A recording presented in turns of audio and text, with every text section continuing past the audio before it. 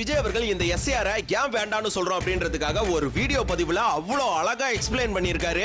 ஆனா நம்ம கடைசி முதல்வர் என்ன பண்ணிருக்காருன்னா, ராகுல் காந்தி மற்றும் மற்ற மாநில முதலமைச்சர்கள் எல்லாம் இந்த எஸ்ஏஆர் எதிர்க்கிறதுனால தான் நம்மளும் எதிர்க்கிறோம் அப்படின்னு சொல்றாரு. மேற்கு வங்கத்தினுடைய முதலமைச்சர் மமதா அவர்களும் கூட இந்த எஸ்ஐஆர் தீவிரமா எதிர்க்கிறாங்க. சுயமா யோசிச்சு எஸ்ஐஆர்ல என்ன சதி இருக்குது அப்படின்றத சொல்ல முடியல. இவரெல்லாம் நமக்கு தேவையா? அடுத்து இந்த பீகார் தேர்தல்ல பிரசாந்த் கிஷோர் வீழ்ந்ததுக்கு 1000 காரணம் இருக்கலாங்க. அதை வச்சு நீங்க எப்படி இங்க தளபதி எடப்பட முடியும்? இங்க உறுப்பினர்கள் எண்ணிக்கையே 1.25 கோடியை தாண்டி போயிட்டு இருக்கு.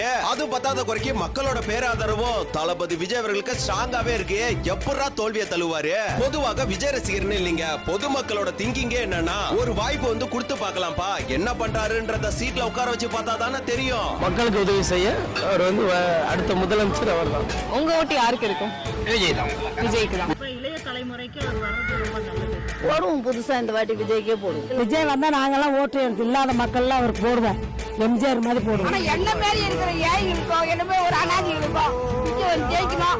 அந்த மக்களுக்கு அவர் நல்லது செய்யணும். கண்டிப்பா ஃபுல்லா உட்கார வச்சுட்டோம்னா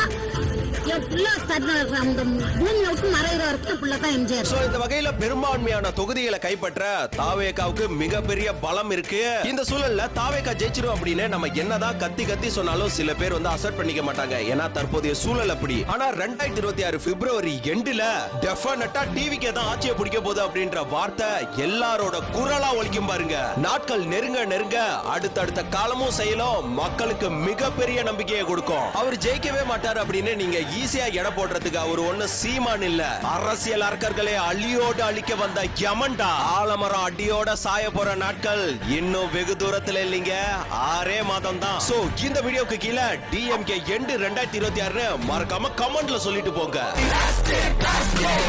தளபதி விஜய் அவர்கள் இந்த எஸ்ஏஆர்